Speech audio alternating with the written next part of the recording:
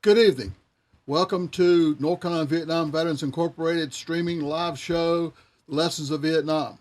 My name is Bill Dixon, along with my co-host tonight, Mr. Bob Matthews. We have a special guest tonight, R.J. Del Vecchio. Dell was a Marine, or still is a Marine, I guess is the word. Dell was a Marine and a photographer in Vietnam, has some great pictures that he took while he was in Vietnam, which we're going to be getting into in a little bit. I just want to tell you right off to start with, if you have questions or comments or whatever you'd like to participate in the program, just dial 919 518 9773. If you log in on the computer, be sure to log into chat. If you don't want to put your name, put in makeup name. Use the word crap burner, whatever you want to do. But the computer is Computers 2K Voice on Skype. So if you go on to Skype, you can, it's Computers 2K Voice, or if you log in on the website, you can still log in. Just go to chat, and that way you can type in your question, and we'll have a question for Dale. A couple of things I wanted to bring up before we get started. Good. Today is December 10th. December 14th, if you're in the Raleigh, Durham, or the Triangle area, we'd like to invite you down to our candlelight service we do each year at the Capitol grounds at 6 o'clock on the 14th, which is this coming Sunday. It's a very moving, very special service. We do luminaries for the 41 from North Carolina who's still missing. Be sure to join us there. Like I said, it starts at 6. It'll be depending on how cold it is, how fast we go, but we shouldn't last more than about 30 minutes or so. We'll have a choir singing, we'll have bagpipes, we'll have all kinds of different things going on. It's quite an experience. January 3rd, we do our monthly POW ceremony at the Capitol. We just had the Toys for Tots Marine Corps kickoff at the last ceremony we did for the 1st of December.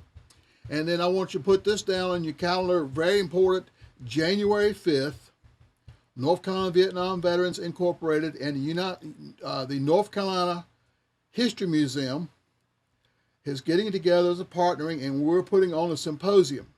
The symposium on January 5th, which is from 6 to 8 in the evening, is called The First Battles. The panelists will consist of Joe Galloway, who was a war correspondent. He wrote the book with Hal Moore called We Were Soldiers Once and Young, which the movie was made out of. He's an international speaker all over the country and the world, speaking about his experience as a war correspondent, especially the Our Drang Valley battle. Also on the panel will be Joe Marm, who was a recipient of the Medal of Honor there at the Our Drang battle. He was wounded the first day out. But it was later medevaced. In fact, he thinks it's the same helicopter that brought Joe Galloway to the battle that took him out. And also on the panel, we'll have Mr. Cliff Haskins. When the Hal Moore's group was replaced, the group that came in to replace him, they were going to, rather than fly out of landing LZ X-ray, their leader decided to march them out to LZ Albany, and it didn't work too well for the guys. There was a lot of them killed during that exercise of futility. That the general, whoever it was, didn't want to look like they were retreating, so he was going to march them out. But Cliff was one of the survivors of that group. So the three of them will be doing a panel. There are a limited amount of seats. There's only 340 seats in the auditorium at the History Museum. So if you would like to get a seat, come early or call 919-434-7345 and reserve a seat. There's no charge at all. We don't want any veteran to be able to not be able to come because they have a money problem. So there is no charge at all for being there. Come join us for that. I think you really get a lot of listening to these three men tell their stories and so forth. February 9th, we have another symposium with the History Museum. At that one, we're going to have, as POWs, we're going to have a couple of POWs, American Army who were POWs, Hanover Hilton area. And then we're going to have something a little different than you normally think of POWs. We're going to have two South Vietnamese military ARVNs. Actually, these were Rangers who spent from 10 to 15 years in re-education camps after the fall of Saigon. So we're going to have them doing the symposium February 5th, and also between 6 and 8. So that's kind of a rundown of what's coming up. Again, dial 919-518-9773 or Computers 2K Voice on Skype, and be sure to log in and chat so we can hear your questions. Now, Dale, that we've got all the homework out of the way and so forth, where are you from? I was born in Bridgeport, Connecticut. Connecticut. Well, you talk almost normal, though, but must have been living in the South for a while. No, we don't have much of an accent in Southern Connecticut. We just speak pure English. Oh, okay. Pure English. All right.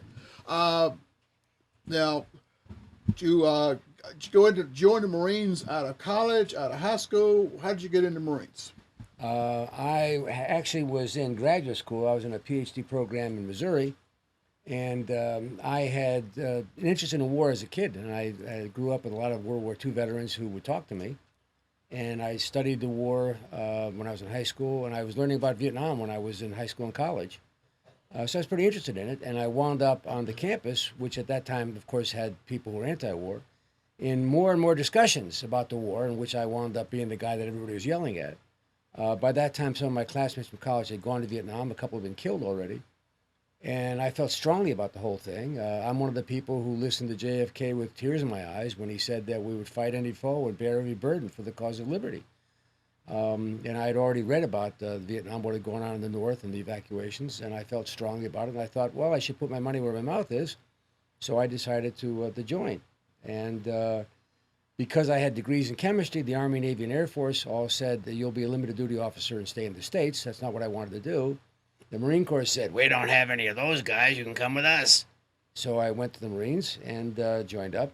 And oddly enough, at the end of basic training, they assign you your MOS number. That's going to tell you what your job's going to be. And, of course, we all knew 0311 was a grunt, 0331 was a machine gunner, 08's artillery. And they got to my name, vecchio 4631, to which I said, what? And I went to the sergeant in charge afterwards and said, Gunny, what's a 4631? He said, I don't know, Marine, we'll look it up. And he looked up a big book and says here you're going to be a photographer. To which I said, what? And when I got to the photo department in Quantico, 3 other guys showed up at the same time for training, and we talked, and all of us had studied some chemistry, so we finally figured out that some Marine clerk in the sub-basement somewhere had decided, Joe, they need more guys in photo school, and those guys, they do chemicals and stuff, don't they? Go look up everybody who knows chemistry and send them to photo school. So that's how I ended up being a photographer. Well, you know, a photographer has to use those chemicals to develop the film. So you just, I mean, this guy probably had never seen a camera hardly. Well, it's true. And actually, part of the work was, in those days, of course, everybody has forgotten about those things because now everything's electronic. But in those days, being a photographer meant a lot of technical skills, including chemistry, developing the film, that kind of stuff, making the prints. So it wasn't really illogical. It just wasn't what I expected. And it wasn't what I wanted. I was profoundly disappointed about the whole thing. But eventually, after a year in Quantico, I managed to sign some paperwork to extend my time in the Marine Corps to get sent to Vietnam, and got sent to the 1st Marine Division outside of Da Nang in December of 1967. And served there with all the elements of the 1st Marine Division until the end of November in 1968, at which point I came home and got out. Okay. Now, when you said around Da Nang, were you back towards Marble Mountain, or where were you? I was everywhere. Basically, what we do is anywhere that the units of the 1st Division were operating, which would be as far south as a town called An Hoa, which is at the edge of what was called I Corps, the Northern District, to as far north as the DMZ, that's where the units would operate. So every now and then, what would happen is someone would call into the photo lab and say that the 5th Marines down at An Hoa are going to do thus and such, and send somebody. Or the 26th Marines are going to be somewhere, up near Hue, send somebody. So you would go out to wherever they were. So I got to travel a great deal. We had these people understand in the military, you can't just go where you want to go. You have to have travel orders. Yeah. And we had these basically blank travel orders that said we could go anywhere.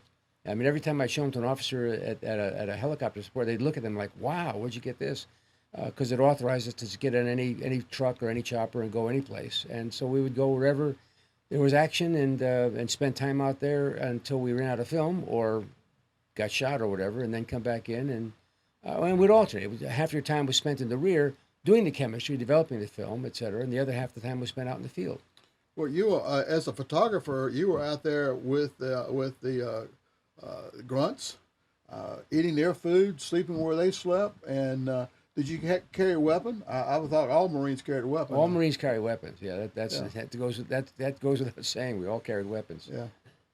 All right. So it's not that cushiony job when you think about it. You're out there with the leeches and the mosquitoes and everything else, just like the other guys. It's kind of like joining the Navy and becoming a corpsman, and suddenly become a Marine medic. Yeah, if you did the job right, I mean, we did have, like any group, we had some guys who were, how can I put this, less ambitious than others. Yeah. And they looked for the somewhat easier jobs. And there were those of us who felt like that we owed it to the grunts to do a good job. And to do a good job meant you get out with them. And as a result, the Marine Corps suffered 12 photographers killed in action in Vietnam. And of the remaining roughly 100 guys, the rate of people wounded was over half. Some of the guys were wounded more than once, as a matter of fact. So we had a bunch of guys killed, including good friends of mine, and most of us got wounded. I caught a bullet once myself. How did the guys you went out with, how did they accept you? Well, the grunts are the tightest fraternity there is. They're very, very tight. And, you know, it's like, if you ain't a grunt, you ain't, and you can fill in the blank, okay? Yeah. And when you first got there, they'd look at you like, okay, who's this jerk with a camera? And you'd have to explain that you weren't working for CBS and you were going to stay there and you were a Marine. And as you did things with them and carried ammo and shared your food, and I would stop on the way out at the PX and get a bunch of sauces and stuff that people could use to make sea rashes more palatable. So you'd get along with people, and they'd start to accept you. And after a while, you got fairly well accepted up until the time that there was a firefight. And once there was a firefight and you were in it with them, that's when they really accepted you. One of the best parts of my life is that starting over 10 years ago, on the internet, people found me. People from the grunt units found me and said, "Weren't you that guy who was with us?" And they invited me to their reunions and made me an honorary member. And to be made an honorary member of a grunt unit by the grunts is, I'd rather have that than a silver star. It's a great thing. But that was because, you know, you were out there not just sharing the leeches, but you're also sharing the bullets, and that's what was really important. That's when you take photos out there and with them, and you're part of it, and you're getting shot at just like they are. I would think that your photos take on a meaning of themselves, a little more than just a plain photo. When you take it like that, it's not something that's set up and on a sound stage or something. You're really there, hearing the bullets snap by and so forth. How much time do you think you were spending in the field with all together when you were there? I mean, did you spend half your time there or more? No, about a third. About a third of the time there. Yeah.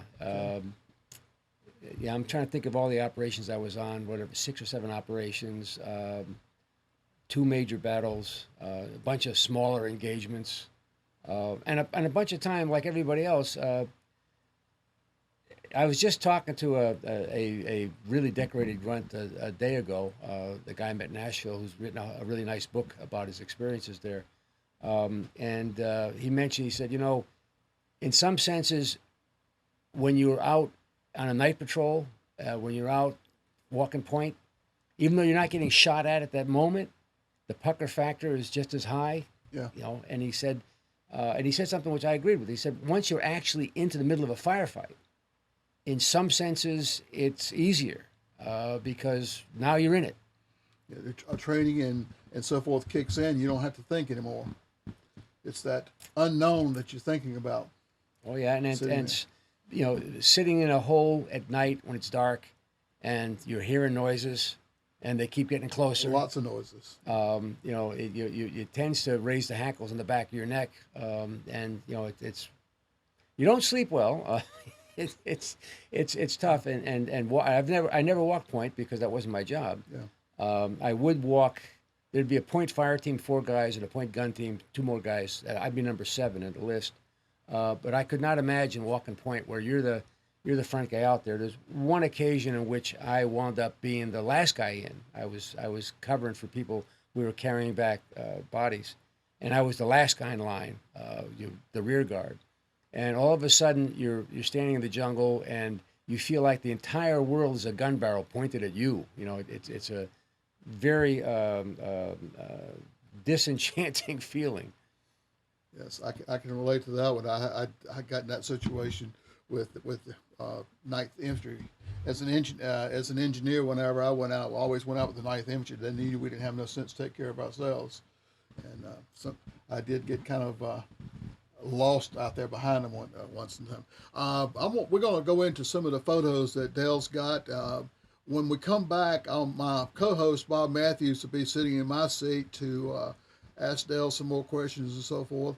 But again, I want to encourage you to once you see the photos coming on, and Dale's going to be talking about them and how the situation where they were taken and so forth, give us a call, 919-518-9773, or go into the computer and go into chat, put in a makeup name or whatever you want to do, Jarhead, Marine, whatever you want to do, misguided children, any name you want to, that you feel comfortable with if you don't want to use your own name.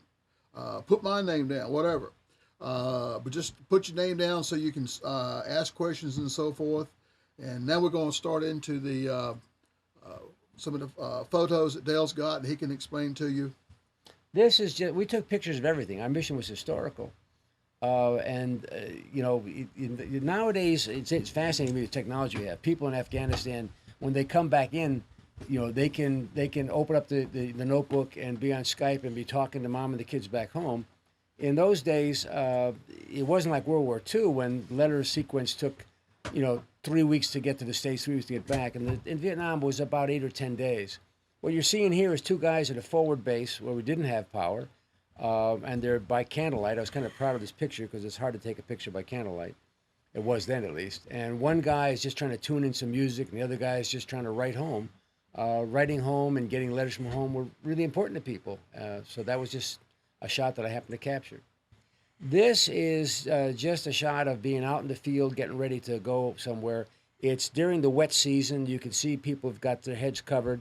That's what at the time was a brand new, huge chopper from Sikorsky coming in to pick people up. You can see the loads people are carrying. The guy in the front there's got the thing on his back is a radio that weighs about 40 pounds. We tended to carry in Vietnam somewhere between 40 or maybe as little as 30 pounds to as much as 50 or 60 pounds. Nowadays, these guys in Afghanistan are carrying a minimum of 80 pounds, 80, 90 pounds all the time, which is just murder. Part of why, in a sense, trying to get women out in those areas is crazy because 90 pounds is half the weight of a 180-pound man, but it's 2/3 of the weight of a woman. So, right away, it's a disadvantage. But that's that picture's about. This picture here is going out from Hill 10, a base outside Da Nang, into those mountains on the other side, which are called Charlie Ridge because the VC was out there. Now, this is February during Tet in 1968, and you can see that there's a long column of people going between those posts you see out there. The base is covered by several layers of triple-strand barbed wire, but you have to leave an opening so people can come in and out.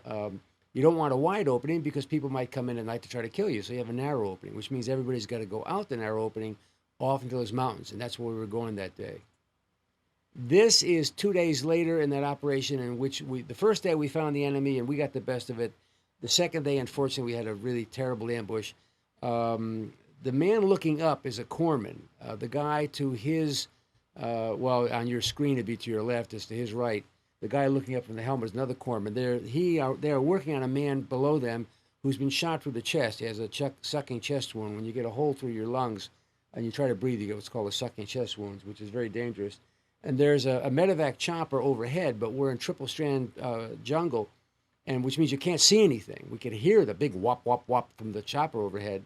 And they were trying to drop a carrier to get the guy, and you would hear this thing go banging through the trees and stop, and they'd pull it up again with a winch, and they pull it down. And this guy is looking up because he's praying for it to come through because this guy's going to die. And unfortunately, after about 3 tries, the chopper came under machine gun fire from the enemy and had to leave, and the guy died about 20 minutes later. This is an operation down near Anwa, that little village in the south of the I-Corps area, and we're going across the river into what was called Indian country. There's a broad river there, and the village on one side, and we had a base on that side, and the captain in charge of that company went to the village chief and gave him, I believe it was 2 cartons of Marlboros, which was a great currency in those days. So they got all their guys together and got these little boats and took us all across the river to go hunting the other guys.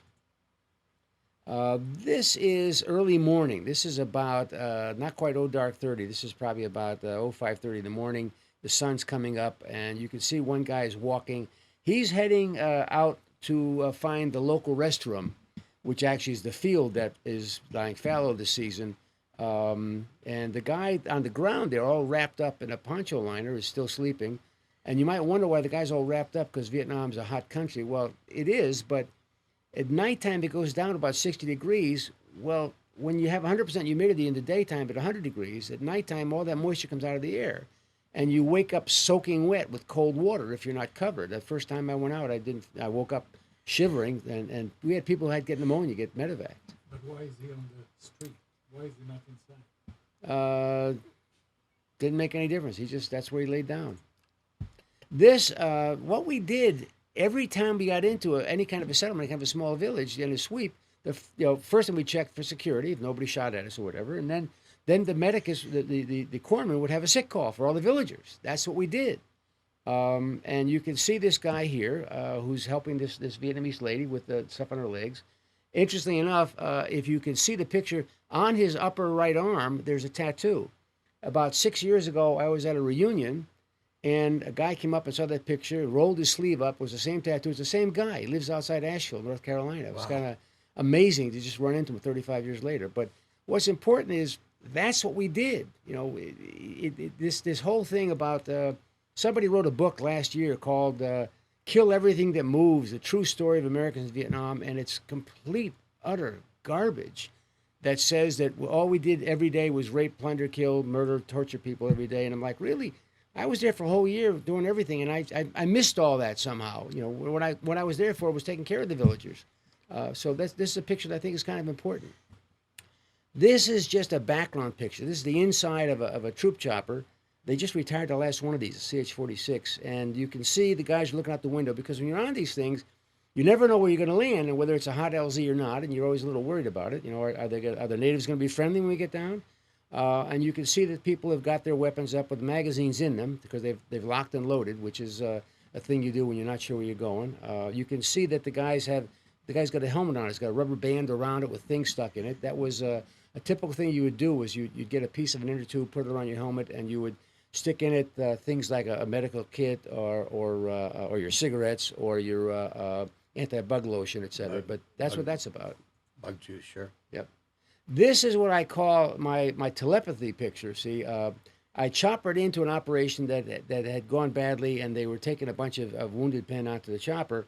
And I ran out, started taking pictures, and this guy went by and I took his picture. See, I looked up and I could read his mind.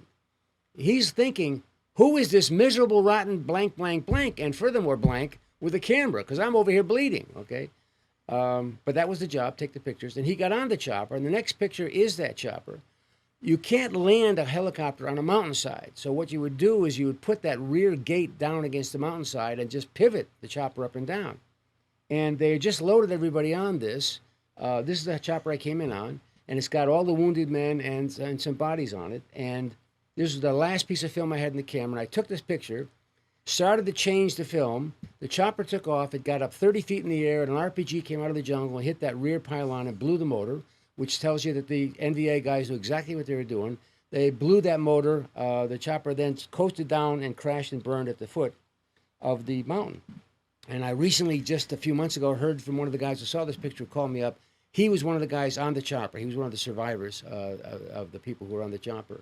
So that was a sad event. This is just a patrol in the early evening or maybe late evening. That's why the color looks odd. It's not that the color's funny. It's that the sun's going down. That's the South China Sea off in the distance there. And this picture is kind of important. The first really anti-war news program, Morley Safer did one in 66 or 67, in which he showed pictures of Marines lighting these villages' roofs with Zippo lighters. They were called the Zippo shots. And the way they presented that story was that, my God, these are Marines burning innocent peasants out of their homes.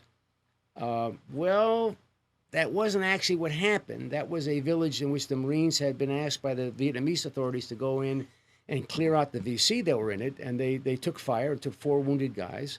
And the South Vietnamese officers who were with them said, every house from which somebody fired at you, you burn it down. Sure. So that was the appropriate thing to do. It wasn't burning innocent peasants. This particular shot is not that at all. This is a shot that's out where there was an abandoned village where the people have been relocated.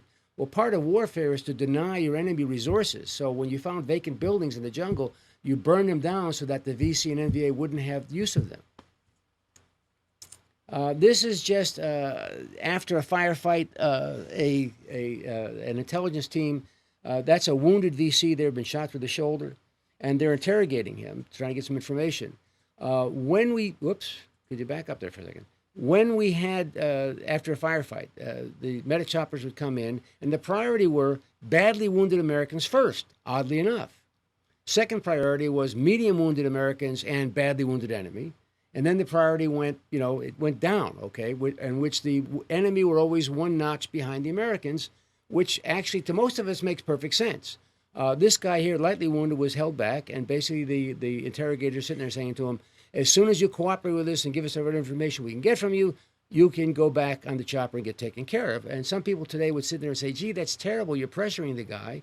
And I'm kind of like, we're supposed to be trying to save American lives, and asking people questions and pressuring them a little is not really a terrible thing. This is just, it's a warm country, and when you're carrying 50, 60 pounds and you're hiking and it's 120 degrees, you'd be amazed how much sweat you can put out. And so every time you get a chance to fill your canteens, you fill your canteens. Most people carry 3 or 4 canteens, and you wanted to be careful about running out of water, because if you run out of water, you get really thirsty. You get so thirsty your tongue swells up in your mouth, and all you can think about is drinking water. It becomes really a problem. This is in a sweep. When you finally stop sweeping through the area, and you're going to settle in for the night, you've got about an hour and a half, before sunset, where people can sit down and write and eat something before you send out the listening post, etc. So this is just a little break in the evening before we start the listening post and the ambushes. This is interesting. This is resupply. You can see at the lower right-hand side of the screen, those are sea ration cartons. And there's some other stuff there. And that guy's throwing big cans out to these people. The guys that are getting the big cans are the squad leaders. And they're going to take that big can back to the squad, where it'll be opened up and the contents divvied up very, very carefully so everybody gets the exact same amount. What's in the big can that's so precious? Well, it's good old American fruit salad, for which that can you would sell your mother and maybe throw in your sister for good measure, okay? Because when you're out there long enough, you get to really appreciate things, and fruit salad becomes very, very, very nice to have. You don't gulp it down when you get it. You eat it one piece of peach at a time. This is another shot that's kind of interesting. You can barely see it below the big hat, but there's a little boy there with some stuff on his face. The corpsman had given the woman who's lighting her cigar there, it's her grandson, and the corpsman had taken care of him. And she was so happy that she took that gourmet cooking pot you see on the ground there. I didn't even know that they grow popcorn in Vietnam, but they do. And she popped corn for us. Now, she didn't have oil, so she just put this fine sand like talcum powder and popped the popcorn in this pan. And the Vietnamese and the American Marines sat around and all had popcorn together, a moment that's as surreal as it ever gets. But that was Grandma showing her appreciation for us taking care of her grandson, and then she relit her cigar from the fire. This picture's in a bunch of history books. This is in September '68. This is the 5th Marines out in what was called that Indian country. It's the middle of a firefight. The guy on the left there is the gun team leader. He's yelling over my head for more ammunition to come on up and resupply. At that same operation, the NVA were in that tree line there, and we went back to assault the tree line. If you look carefully, you can see a dot in the air. That man has just thrown a grenade into that tree line. In the middle of that fight, the NVA broke and started to run. Next picture. And we had the wheel. Everybody's turning around to start chasing them. Keep going. And I'm running up behind the guys who are running after the enemy. Keep going. I'm getting closer. And finally, on the next picture, by this time, this mist is coming in. We can't see anything. The last of the enemy are about to disappear into the jungle 300 meters away. And the guy with the sniper rifle and the machine gunner are trying to get the last ones before they get out of range. This is when you're out in the jungle and there aren't showers and there's not changes of clothing, and you're sweating a lot and it's dirty, you can get really filthy. You can smell yourself coming and going. When you find clean water and there's not a fight going on, this is fantastic. And you put half the guys on guard and half the guys go in the water, and then you switch. And it's hard to explain when you're really, really filthy and you get clean and your pores in your skin open up. It's a fantastic sensation. It's like a rush. It's just wonderful, you know. You get to appreciate being clean. This is just another abandoned village, and I happened to catch a shot. They went over it with cargo planes and dropped 55-gallon drums of diesel fuel with igniters, and that's why there's so much smoke. This is a picture I did not take. This was taken by friends of mine in Hue City. That's a 106 recoilless rifle. In Hue City, what you were doing is if you went out in the street, you get shot, but you wanted to make progress, they would use the recoilless rifle to all the houses share walls, and they would just keep blowing holes through the walls of the houses so the Marines could duck from house to house to get where they wanted to go. And this is also in Hue City. This is a flame tank putting out napalm, extremely effective weapon, which we have now forsworn because somebody decided it's too nasty to burn people to death in war. And that's a whole subject we won't go into. I'm not sure. I've always felt that any weapon that kills the enemy and saves my guys is good. Makes sense to me. This is also from Hue City, and what was tremendously important to the communists was what they called Vikvan, which is the war of propaganda. They decided that was equally as important as the military war. If you look on that wall behind the Marines who are in the midst of fighting, you'll see stuff on there in Vietnamese, which if you could read Vietnamese, it says, rise up to tear down the corrupt government of Tu and Ky, who were the president or vice president of Vietnam at the time. The North Vietnamese actually believed, they actually had thought that they could get the South Vietnamese to rise. And that was the whole idea of the Tet offensive, which of course simply didn't happen, which is very disappointing. Next picture. To show you how important propaganda is, they not only had Vietnamese propaganda on the walls, they put English propaganda on the walls. It was enormously important to them, and they testified. Their famous general, the guy who won Dien Bien Phu, who died recently, testified after the war that the propaganda war was equally important, that they counted on the support of the American anti-war movement to basically sap the will of the American people to keep fighting. Yep. Vo Yin Yap. This is just about a 5 o'clock in the morning picture. This is a bunch of Marines on armored vehicles going down along a beach to get behind the village, where other Marines will come at the village from the other side later on in the morning. It's a synchronized thing where you get the two forces on either side of the village so that whoever's in there cannot escape. This is some super piloting. We'll be a little quick on this one. A chopper can only fly so high, and when the mountains are high enough, they can't fly over them. Next one, please. And I'm looking down at a helicopter here, which is unusual because we were up in the mountains exploring a site that had been bombed. That's a 500-pound bomb crater across there. And a guy got wounded, and they brought this chopper up. The pilot of the chopper had to pilot this chopper up a long, narrow valley.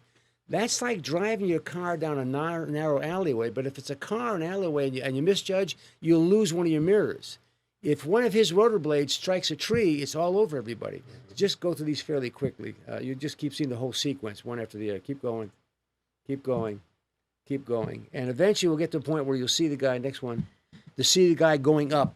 By now I've run so far down the hillside, I'm shooting up at the chopper.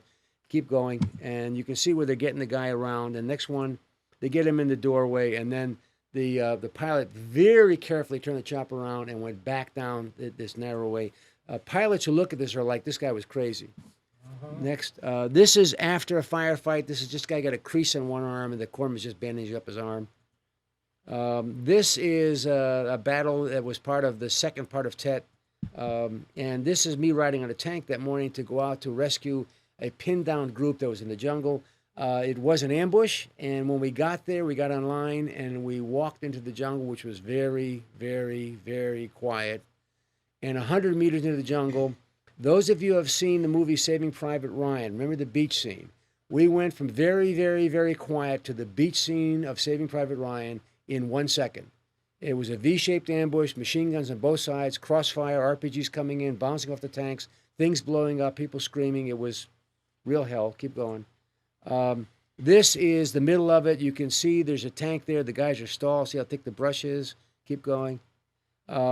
This was in some newspapers, and it's got a date on it because I printed it up for the guys in that unit. The guy in front is still alive. The guy right in front of the camera is alive. The guys behind him, some of them did not survive. The tank you see in the distance, there's no one manning the 50 caliber machine gun because the tank commander was up there, was shot in the head and killed. Somebody else jumped up there, was also shot in the head. Was apparently a really good sniper, so nobody went up there anymore. Keep going. That house you see on the far left, there's a machine gun nest at the base of that house, and these guys are getting ready to take it. Next shot.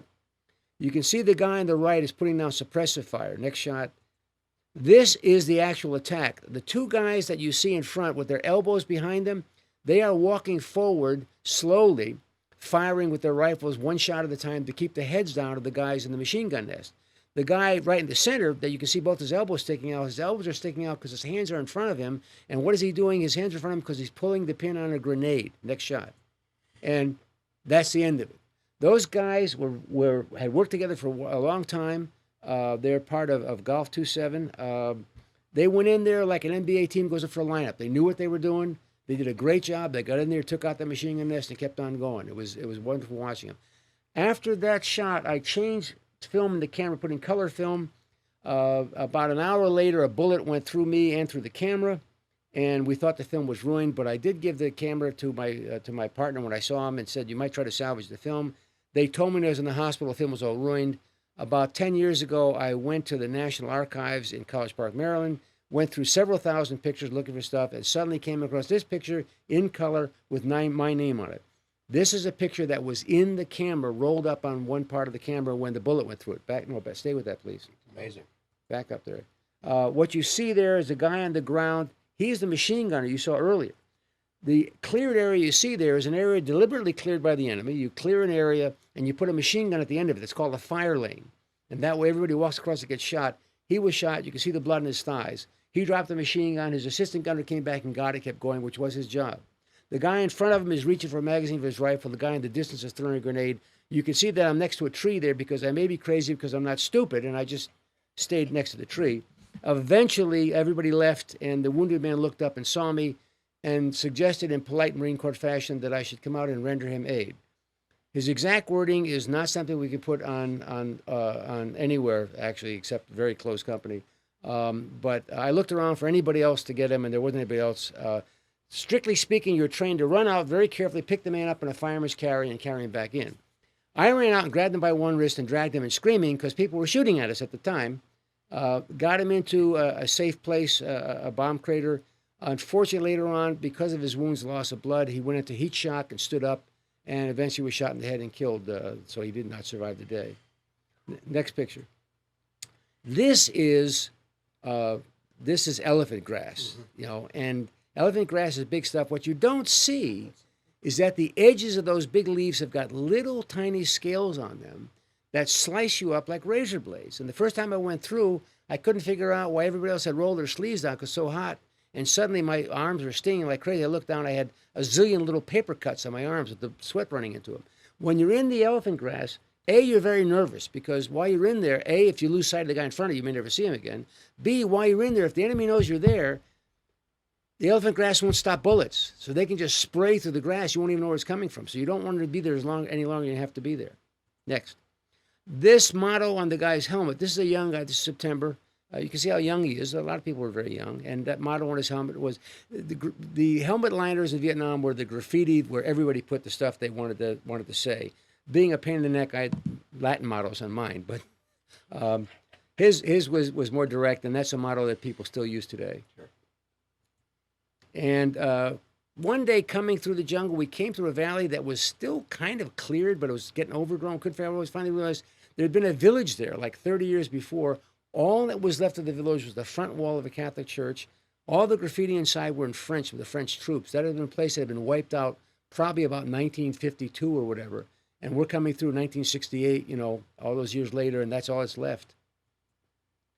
This is just to show when the rains come, you can get some really nice mud, and you're walking through it, and your feet stick, and your thighs start to burn from pulling your legs out of the mud. It's really a lot of fun. Next, Christmas '67, we went down to the village and handed out fruit and candy to the kids, and I took pictures of some Vietnamese kids, they're pretty little kids. This next one, after this little girl didn't want her picture taken. Some Vietnamese don't like the pictures taken. So I snuck around behind her. You can see from her eyes, she's just turning to look at me. And I clicked the shutter, and she turned to look at me, and she then waved at me in appreciation of taking her picture. She was very tired. She just used one finger. Good one. And this is a picture. This is a little girl with a brother. That's an orange he's holding. That's an old Marine Corps cover on his head. I still have one of those.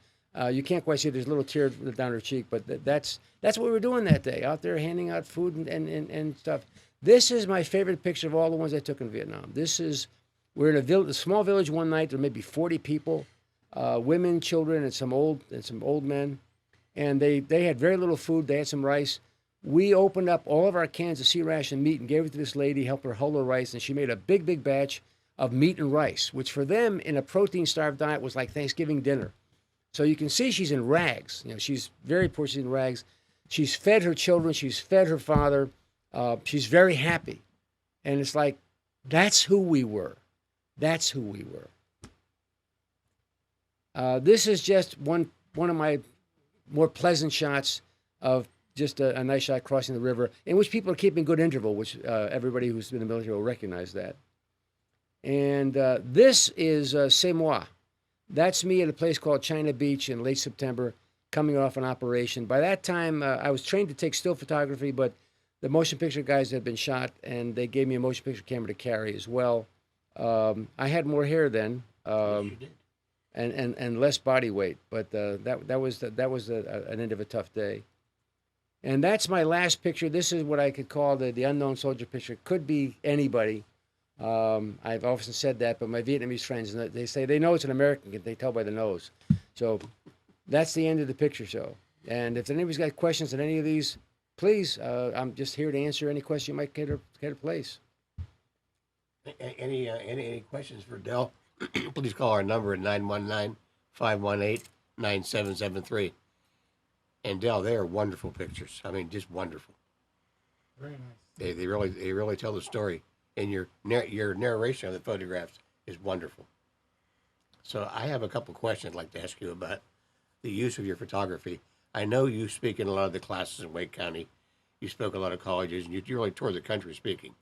So as far as your impression of Vietnam today in the high schools and the students, what would your impression be of the kids today?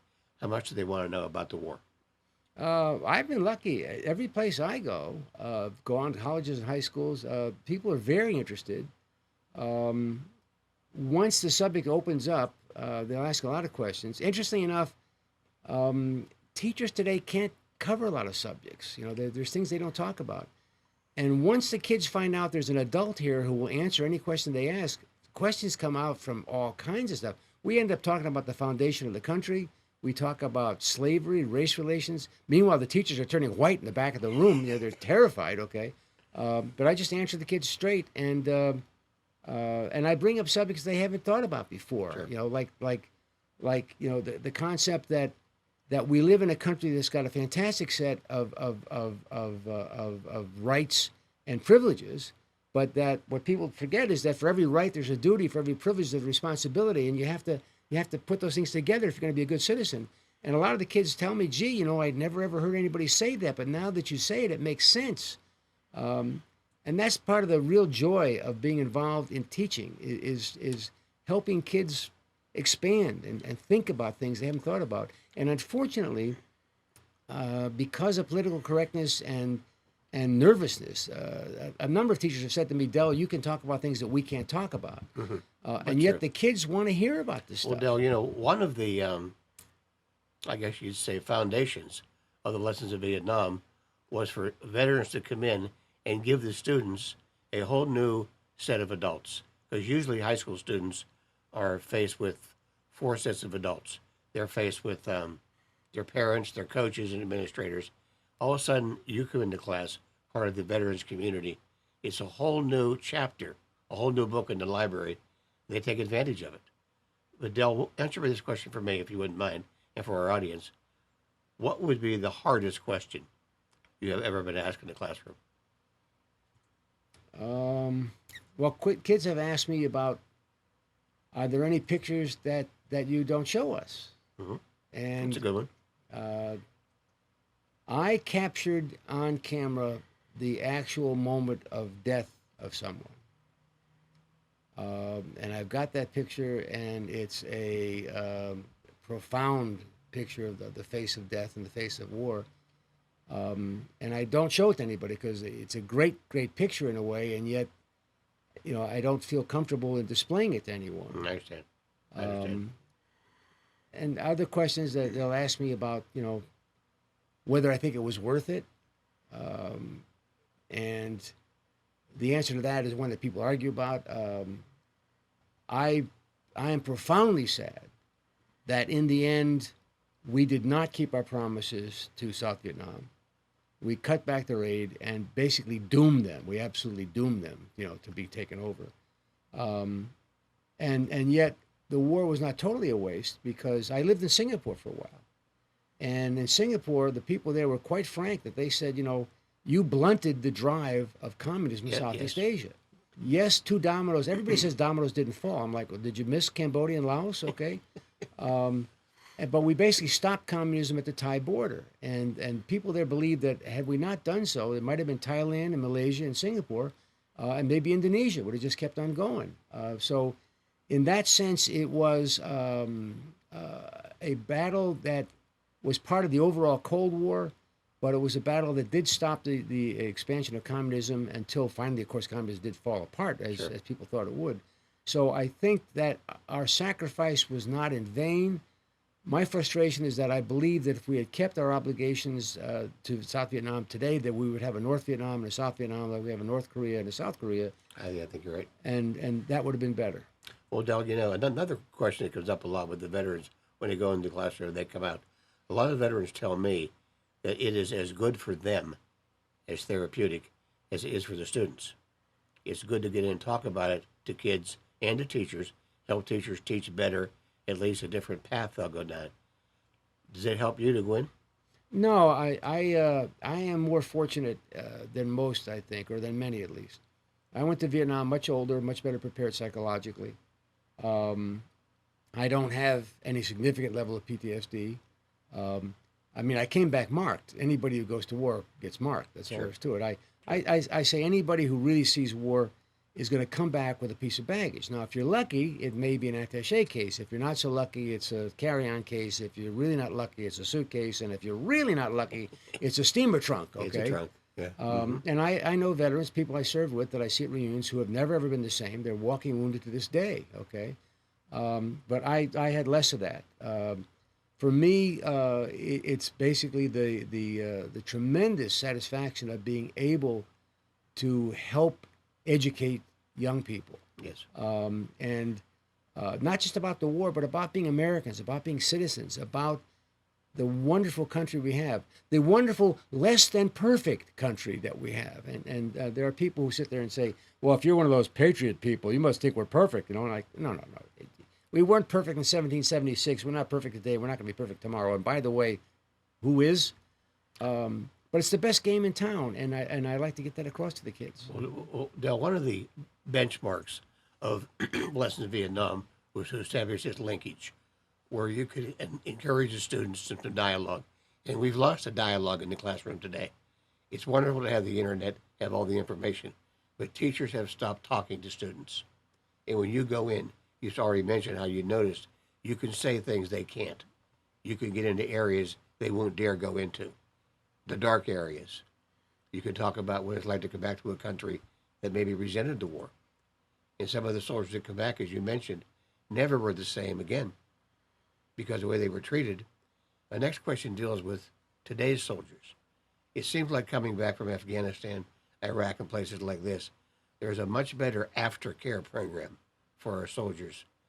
Do you think this is because of the way we were treated after Vietnam? Oh, no question. There's no question that the country basically woke up somewhere, maybe in the 90s, and decided that, come to think of it, geez, that was not a good deal for the guys coming back from Vietnam. And I think there's been a general feeling of regret, some shame even, at the way Vietnam you're veterans returned. And basically, the big thing was we're not going to do that again, okay? And Vietnam vets in particular have been very active about sitting there saying, let's not do that anymore. You could object to the war, but you don't object to the warrior. Very nice.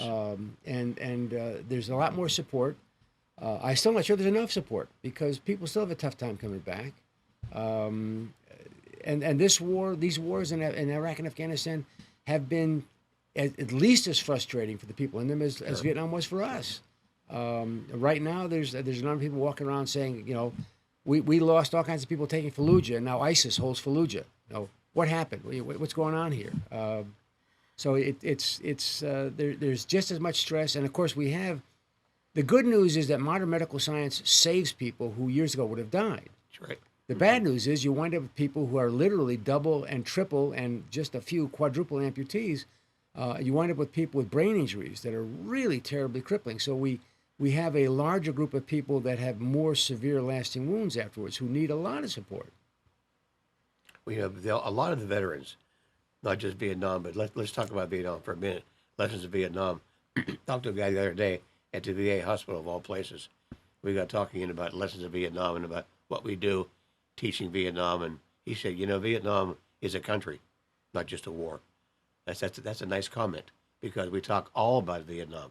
The people that are left after the war in Vietnam is not a picnic. Now you've been involved in a lot of this. You've been involved in working with the South Vietnamese, the Vietnamese warriors in Vietnam. Could you go into that for a little bit, please? Yeah, I became friendly with some Vietnamese Americans living here now. And they came to me and said, we're very concerned about the remaining ARVN veterans left behind, especially the crippled ones. What most people don't know is that after 1975, when the communists took over, they instituted a number of programs, including a lot of executions, 1,300,000 people going into concentration camps for up to 18 years. And on top of that, anybody who had worked for the South Vietnamese government in the military, as a clerk, as a teacher, as whatever, were banned from their professions for the rest of their lives, could not live in certain areas, could not work at certain jobs, were discriminated against officially for them, their children, and their grandchildren. 3 generations of discrimination. And the crippled ARVN veterans were, of course, in a sense, the worst off of all. A lot of them just died if they didn't have a lot of support. Certainly. The ones who had family have survived, but they've survived as the poorest of the poor. So my Vietnamese friends wanted to do something for these people, and I said, well, we've got to start a charity. And we did. The name of the charity is the Vietnam Healing Foundation. And if you just type in www.thevhf.org, you can go to the website and see about it. Mm-hmm. I went back to start it years ago, and it broke my heart to go back and see these guys and the terrible lives they lead. So we raised money for them. I'm kind of proud of the fact that there's a lot of screaming about how efficient charities are these days, and it's pretty much worth screaming. There are charities that send, less than 5% of the money ever gets to anybody. Sure. Our charity, less than 5% of the money is our overhead. 95 plus cents of every dollar we get buys somebody rice or medicine. It's very good. It's very commendable. So I go back there and try to deal with them. And the good news is, by the way, that Vietnam is a fantastic country to visit if you want to be there as a tourist. It's just that you need to go there as a tourist and enjoy it. The people are friendly. The food is great. The scenery is very nice. Just don't do anything political, okay? No Bibles. It's kind of like, how can I put it? It's kind of like visiting Germany in 1936. It's a great place to go. Don't ask about visiting a synagogue or that nice little camp they have in Dachau. Just go there and be. But when I go there, I mean, my Vietnamese friends who still live there, the cops tell them 2 weeks before I get there that I'm coming. They've got my passport number redlined, so they know when I'm coming, and they watch me. You're very popular. Well, the second time I was there, they staked out my hotel, and every Vietnamese came to see me to get money, got home and found the cops waiting for him. I had to leave Saigon, and go to Da Nang and spend days there before the cops caught up with me, and then go to Hue and spend days before the cops caught up with me, and then go back to Saigon. When you get chased around a country by the cops because you're just trying to give money to poor people, it's a very educational experience. Yes, it is. When I came back, we came through LAX, and there was a lot of people came at the same time. There was a big holdup in customs, and everybody around was complaining and bitching. And I'm smiling, and people said to me, "What the hell's wrong with you?" And I said, "I can see 3 American flags from where I'm standing. There you go. I'm home." There you go. That's that 4-letter word again. Home. Well, Del, you and I had the privilege a few years ago of speaking in Boston at a conference on myths, the myths of Vietnam, the myths of the Vietnam War. We have a couple of minutes left. I would like you, if you would, to go into what you think is the number 1 or 2 myths that people believe today about the Vietnam experience. Well, the one that comes up all the time is that we lost a war in Vietnam. Well, we didn't fight a war in Vietnam. We fought a holding action. Okay. If we fought a war in Vietnam, we would have bombed the hell out of the North and invaded, like we did in North Korea, okay? We fought a holding action. We got there in 1965 to prevent the South from collapsing, and the name of the game was hold on until the South Vietnamese can take care of themselves. And a lot of veterans, by the way, have very bad memories of the Vietnamese because the Vietnamese military was about 40% incompetent, 40% mediocre, and about 20% good in 1963 or 1964. So there are a lot of people with negative experience. Sure. Vietnamization worked. Yeah, and after Tet 68, a lot of South Vietnamese who had been on the fence about communism came off the fence. They knew what happened in Hue, the massacre of 5,000 people. And they said, whoa, this is not... Everybody remembers all the Buddhist protests. There was never a Buddhist protest after Tet 68. Never again. Because the Buddhists said, wait a second. However corrupt we don't like the South Vietnamese government, it's way better than the communists. So we're not going to do this. Good point. And by the time we left in 71. In 72, there wasn't any Viet Cong coming in. The North Vietnamese army came in with 200,000 men, 400 tanks, better artillery than we ever left the South Vietnamese, enough stuff to shoot down the South Vietnamese Air Force, and they had knockdown, drag-out pitch battles bigger than ones we ever fought in, and they got their butts kicked by the South Vietnamese. Excellent point. We had basically succeeded. We had got the South to where they could take care of themselves with our air support to offset the North Vietnamese artillery. So we had achieved it. In a sense, the war had been won by 1972, except they were watching, and very carefully, as Vovin Jop said, they were watching our news. Sure they and were. when they saw Congress cutting back the aid, and the Russians saw Congress cutting back the aid, they said, oh, okay. Mm-hmm. And the Russians resupplied them. Cooper Church Amendment, sure. And the Ho Chi Minh Trail became a paved road that had truck convoys of 200 trucks at a time coming down it, building up the bases in Laos and Cambodia for 2 years until they set up a monster invasion in 1975, by which time the South Vietnamese were way low on bullets, way low on fuel, way low on everything, and it was a foregone conclusion. Sure. If one side keeps building it up and the other side keeps getting dragged down, guess who's going to win? Of course. So the terrible, sad thing is that we got done what we needed to get done by 1972, and then we walked away and just let it go. Well, Del, I want to thank you on behalf of NCVVI and Lessons of Vietnam for your presence tonight, your wonderful photographs, and your input. Always a pleasure to talk to you. Always a pleasure. Always glad to do anything I can to contribute. Thank you very much. You're all very welcome. And thank you for watching tonight. And for Bill Dixon and NCVVI and Amnon Nissan, have a nice holiday. Good evening.